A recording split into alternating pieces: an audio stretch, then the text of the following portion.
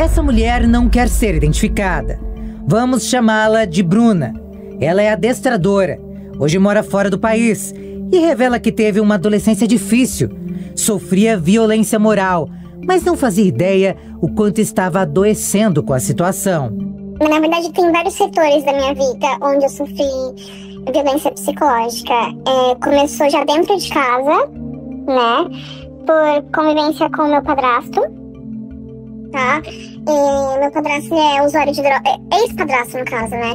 Na época ele era usuário de droga, então ele chegava do trabalho, ele não gostava do relacionamento que eu tinha com a minha mãe, ele tinha ciúmes da gente, sabe? Então ele tentava de tudo pra me atingir e, por um exemplo, ele trancava a geladeira com cadeado pra eu não poder comer Danone, sendo que na época eu era uma criança de 12 anos, entende? 12, 13 anos. Então eu acho que, no meu ver hoje, porque eu faço terapia, no meu ver hoje eu identifico já aquilo como uma violência psicológica, digamos assim, sabe? Porque ele até então ele não me batia, mas ele usava todas as armas psicológicas pra me atingir, entende? E minha mãe permitia porque ela estava em um relacionamento abusivo. Porém, ela não tinha essa noção na época, então não tinha muito o que ser feito, porque na cabeça dela ele estava me educando, né? E então ela deixava, porque ela amava ele, só que tempos depois ela fez entender que aquilo também era um relacionamento abusivo, tanto pra ela quanto pra mim, tá? E relacionamento, conforme eu fui crescendo, com 15 anos eu tive meu primeiro relacionamento, porque eu não queria ficar em casa. Eu sofria tanto em casa, tanto psicológico quanto fisicamente, que eu procurei uma forma de fugir daquele ambiente, que era muito pesado. Depois que saiu de casa, a profissional entrou em um relacionamento. Acreditava que tudo seria diferente, mas não foi o que aconteceu. Comecei a namorar muito cedo, com 15 anos, pra poder não ficar em casa, sabe? E eu tive um relacionamento de 4 anos. Eu fui um pouco tóxica nesse relacionamento, porque foi meu primeiro, então eu tava aprendendo tudo. Mas no meu segundo relacionamento, eu entendi o que era uma violência psicológica, no sentido do cara mandar nas minhas roupas, escolher o que eu tinha que vestir. E se eu não escolhesse o que ele gostasse, ele me xingava de N palavrões, entendeu? Por um exemplo, a gente morava numa casa, num prédio, tá? E não era aqui no Brasil, era em outro país. E na época tava tipo 46 graus de calor. E a gente dividia apartamento com um segundo casal. E eu estava de shorts dentro do meu próprio apartamento. E ele mandou eu colocar uma calça, porque o homem do casal ia ficar olhando pras minhas pernas. E aí eu falei, está 46 graus, eu não vou colocar um shorts. Aí ele começou a me xingar. Então, tipo, quando eu fazia algo que agradava a ele, eu não era vagabunda. Mas quando eu contrariava ele, eu era vagabunda. Entende? Entre outras coisas do tipo, ninguém vai te querer, você vai ficar sozinha. Era um misto de violência psicológica com depressão. Então, até mesmo eu parei de me cuidar um pouco, sabe? E aí ele falava, se você não se cuidar, ninguém vai querer você. Então, acorda pra vida, vai fazer alguma coisa. Foram coisas do tipo assim, entendeu? Palavras que marcam a alma da mulher, que às vezes se vê perdida e sem saber como sair da relação. Denunciar e buscar ajuda são os caminhos certos para encerrar o ciclo de violência, como explica a Regina Célia, vice-presidente do Instituto Maria da Penha. Então, quando existe uma revitimização, essa mulher ela fica muito fragilizada e ela fica totalmente transtornada pela possibilidade de que o que ela pensa, enquanto eu estava em silêncio, eu sofri uma agressão aqui ou ali. Agora que ele sabe que eu estou encarando o fato, né, ele veio agora para me matar. Então, por isso que nós precisamos insistir, investir, cuidar, né, cuidar do cuidador, cuidar das pessoas que estão na rede, porque sem elas o nosso trabalho realmente fica bastante comprometido. E se elas não tiverem a certeza do propósito, que esta causa ela ela como é que se diz? Ela exige, né? Ela exige um propósito que é um propósito de erradicar a violência. Parece uma utopia, mas a erradicação mesmo da violência contra a mulher, é preciso a gente falar mais sobre a erradicação para que a gente possa se acostumar a ouvir e ao se acostumar a ouvir, a gente consegue investir mais. A gente não volta para casa sossegada enquanto realmente a gente não conseguir salvar uma mulher, uma mãe, uma sociedade. O Instituto Maria da Penha, fundado em 2009, com sede em Fortaleza e representação em Recife, é uma organização não governamental sem fins lucrativos. O Instituto, ele inclusive esse ano, ele está fazendo 15 anos. O Instituto, ele surge em 2009 e ele surge exatamente com uma proposta de trabalhar o aspecto pedagógico da Lei Maria da Penha, né? Então, a questão, quando nós iniciamos, né, o trabalho, né, do Instituto, era justamente a gente trabalhar no aspecto da prevenção, né? E no aspecto da prevenção, nós gostaríamos de envolver todos os agentes que atuam na rede de proteção e enfrentamento à violência contra a mulher. E o papel do Instituto é estimular e contribuir para a aplicação integral da lei, bem como monitorar a implementação e o desenvolvimento das melhores práticas e políticas públicas para seu cumprimento. A Lei Maria da Penha, ela não se aplica apenas para casados. Ela se aplica entre o pai e a filha, entre o esposo e a esposa, entre o companheiro e a companheira, entre irmã e irmão. Então não importa, o importante é que exista um relacionamento afetivo ou um relacionamento familiar envolvido. Pode ser até o ex-marido, por exemplo. O ex-marido pode praticar a violência doméstica e estar sujeito à Lei Maria da Penha. O importante é que na Lei Maria da Penha, a vítima sempre é uma mulher. E agora o STJ entende que os transgêneros também são protegidas pela Lei Maria da Penha. O autor do crime na Lei Maria da Penha não é sempre um homem. Pode ser um homem ou uma mulher.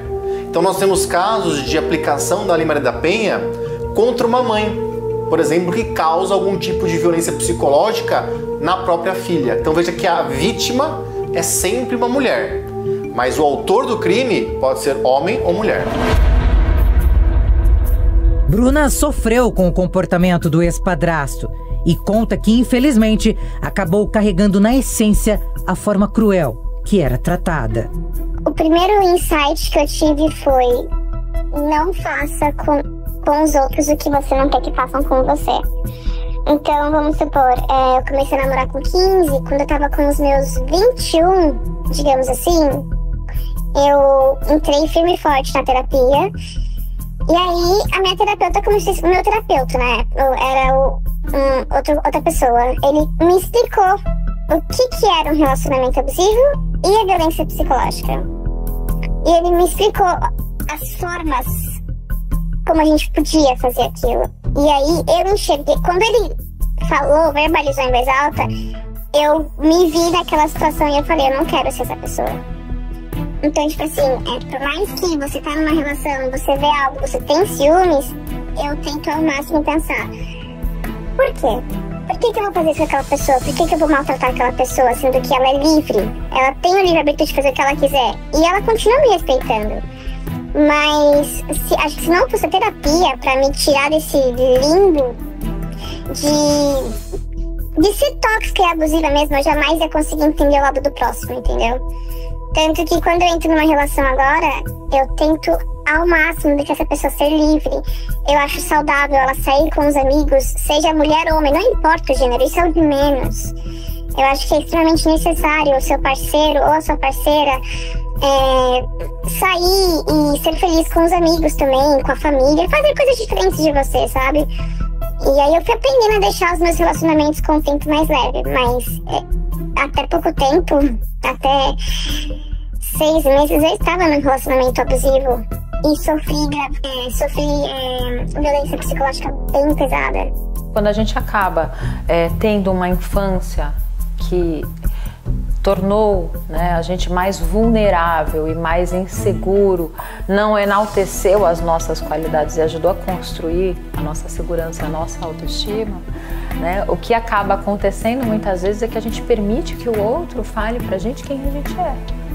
Porque a gente não sabe quem a gente é. Até um certo momento da nossa vida a gente até permite muitas vezes se questionar e duvidar das nossas capacidades. A partir de um certo amadurecimento emocional, né, de algum tempo de vida, a gente fala, não, essa pessoa está dizendo que eu sou algo que eu não sou. Eu não me reconheço dessa forma. Eu não vou permitir que ninguém fale isso de mim. E o narcisista faz isso de uma forma muito bem feita, por ser uma pessoa sedutora, por ser uma pessoa de fácil convencimento.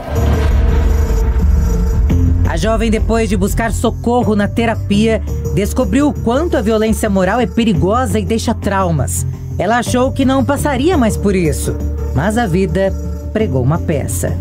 A gente teve uma discussão e aí ele falou pra mim, eu acho que já deu pra nós dois. E aí eu concordei, eu falei, realmente eu acho que já deu pra nós dois. Quando eu concordei, ele falou, então é isso, você vai agir assim. E aí eu falei pra ele, tá, mas você acabou de falar que já deu, o que eu vou argumentar? Eu concordo, não tem porquê eu bater boca com você falando que não, a gente pode tentar. Eu tô cansada, eu não quero mais tentar. E aí ele ficava me rodeando, a gente morava juntos na época, ele ficava me rodeando do tipo, como que eu posso te dizer? Não, vamos conversar, vamos tentar ficar bem. E aí eu falava, não, eu não quero mais conversar. E aí ele era rude comigo. Aí ele falava, vocês brasileiras são tudo bando de golpista. Aí eu falava, mas pra que você chega nesse ponto? Por que tem que generalizar uma nacionalidade e dizer que as pessoas são golpistas? Não faz sentido. Era tipo assim, quando a gente estava em bons termos, mesmo separados, ele era ok comigo. Quando eu contrariava ele, por exemplo, mesmo terminado, ele queria cozinhar junto. E eu falava, você não entendeu que a gente está terminados e você só tá aqui porque você não tem lugar pra ficar? Não tem porque a gente cozinhar juntos. Então você é uma vagabunda. Então você não presta. Então você é uma golpista. E eu falava, por que eu sou golpista? Na boa, eu trabalho dia e noite, noite e dia. De segunda a sábado. Eu nunca te pedi um tostão. Eu banco tudo nessa casa. Por que eu sou golpista? Então, e ele via que quando ele me chamava assim, de golpista, ele me deixava muito mal. Muito, muito mal. Porque eu não aceito que você fale algo de mim que não é verdade.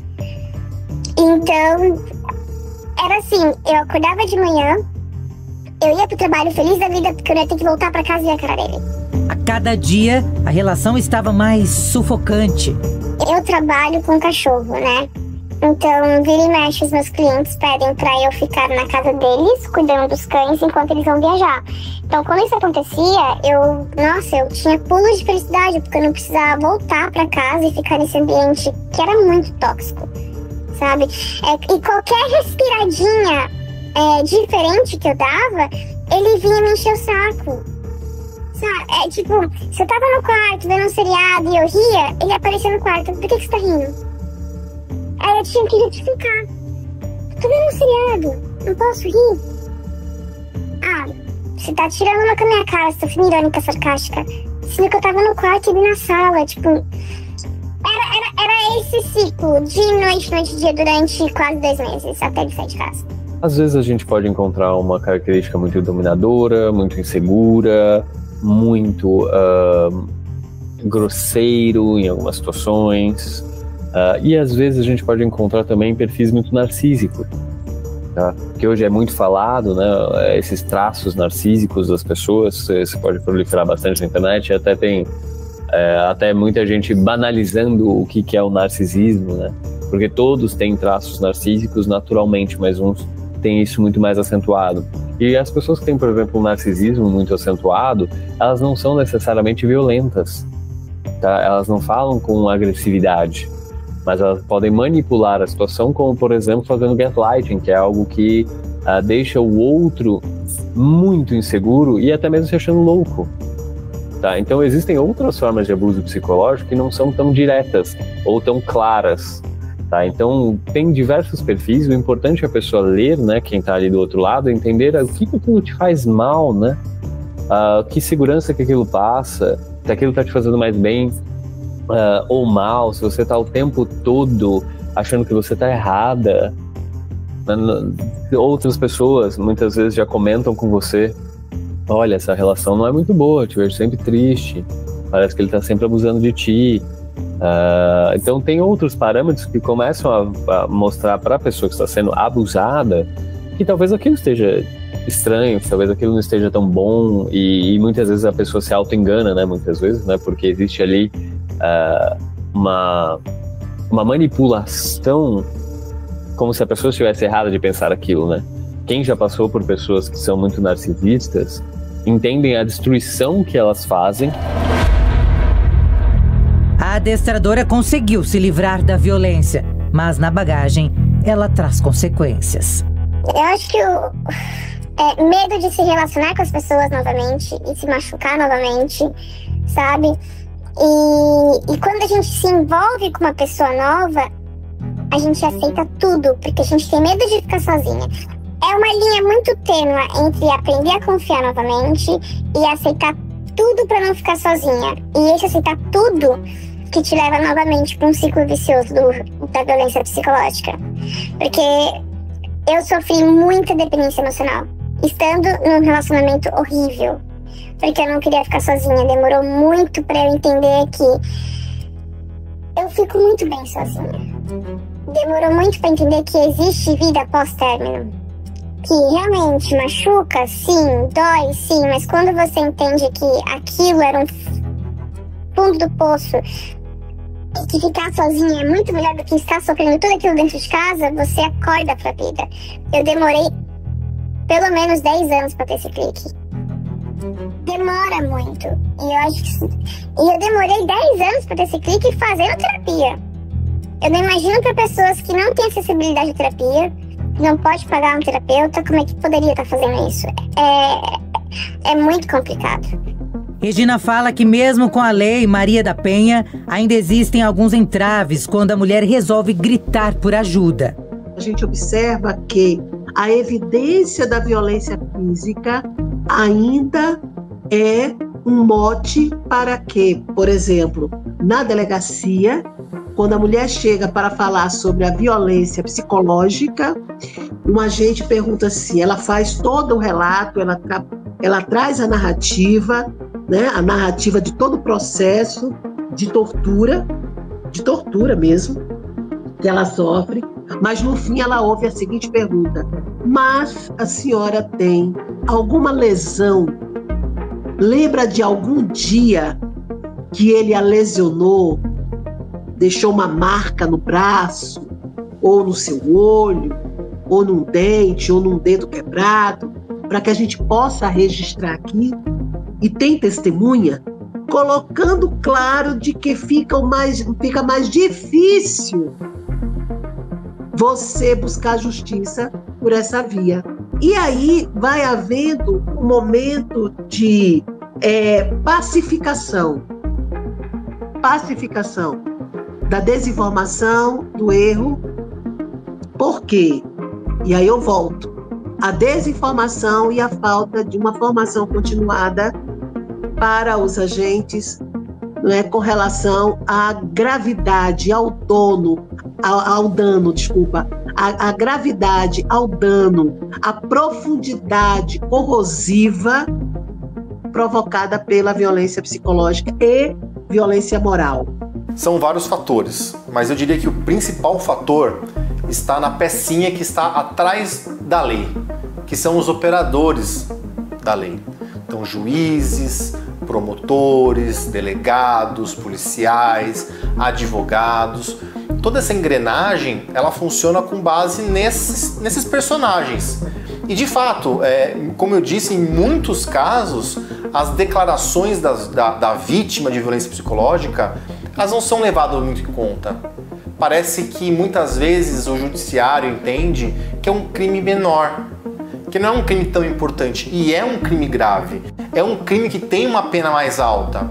O problema é a gente conscientizar esses profissionais para que eles entendam o quão necessário é que seja de fato apurado uma denúncia de violência psicológica.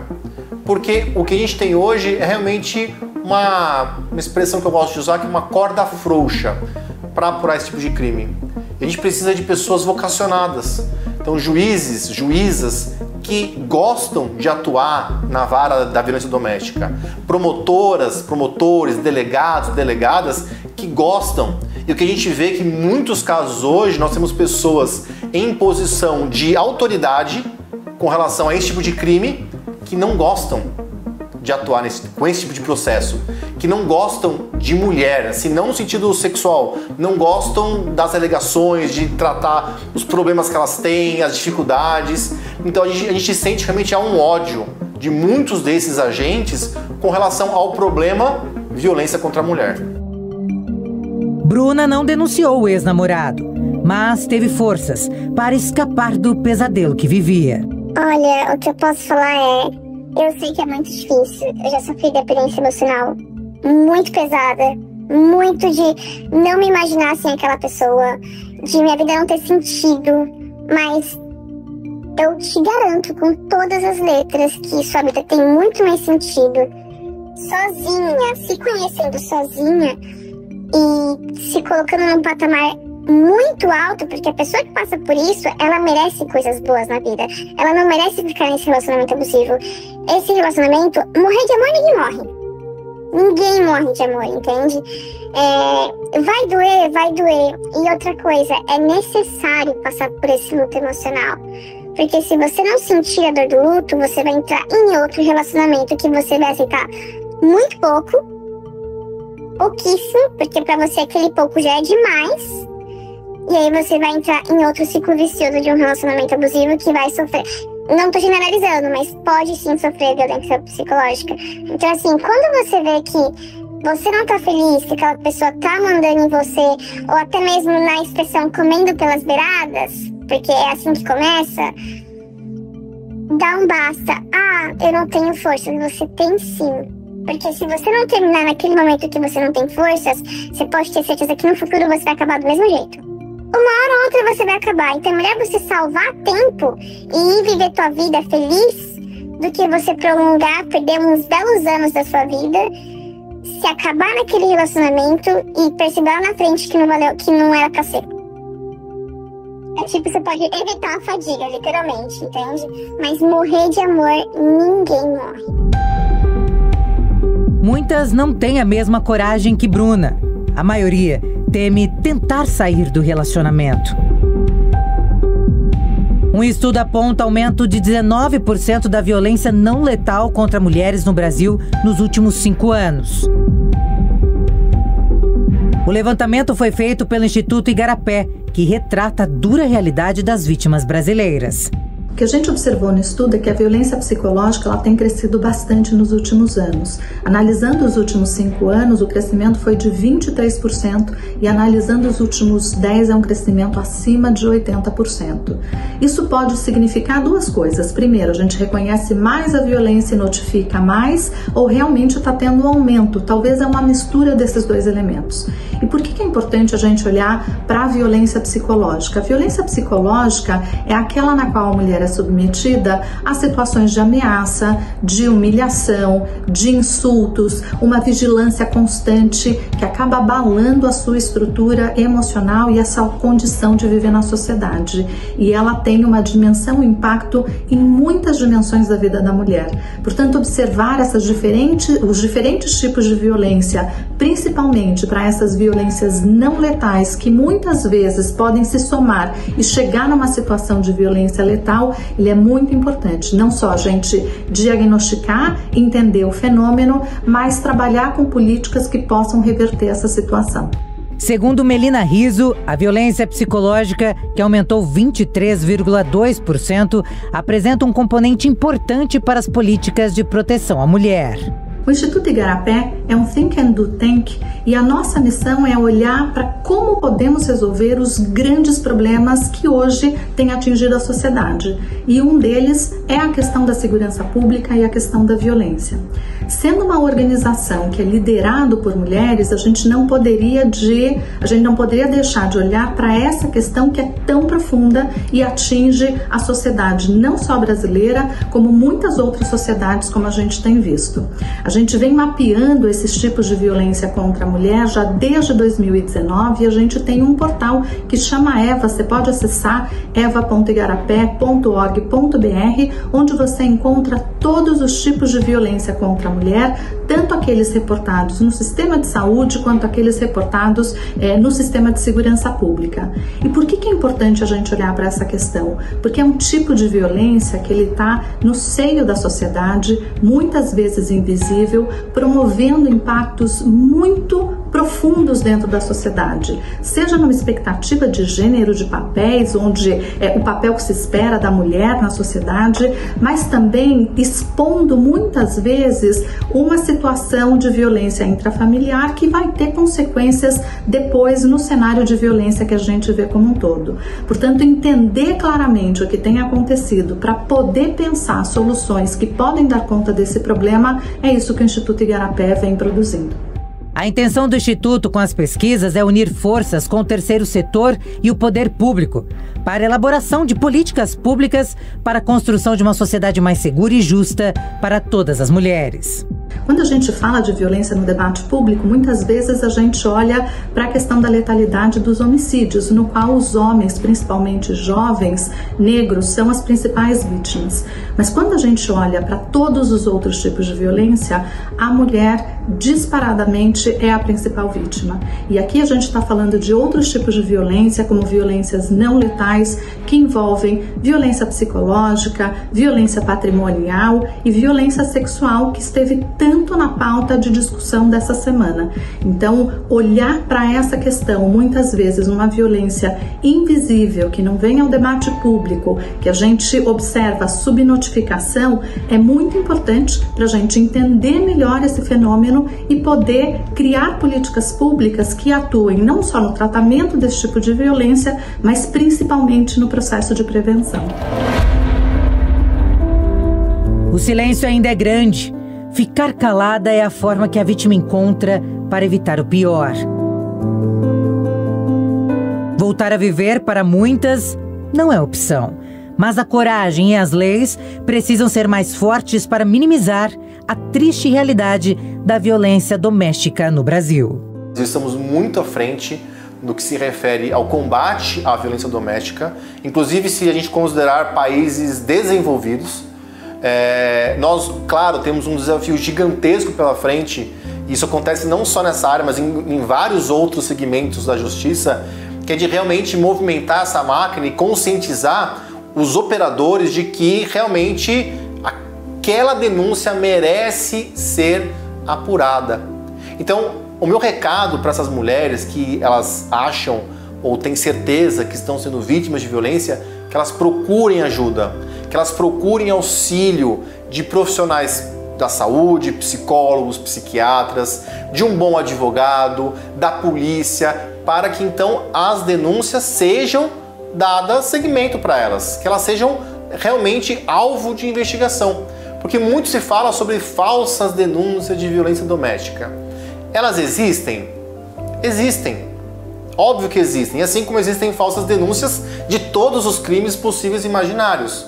Porém, a gente não pode, com o argumento de que em alguns casos há falsas denúncias, de que todas as denúncias são falsas. Então, esse movimento, ele é de dentro para fora. Então são mulheres se conscientizando, se reunindo, se juntando, buscando apoio umas das outras para que as denúncias sejam faladas, sejam trazidas, sejam divulgadas, para que todas as mulheres possam saber onde começa uma violência psicológica, porque ela começa bem pequena.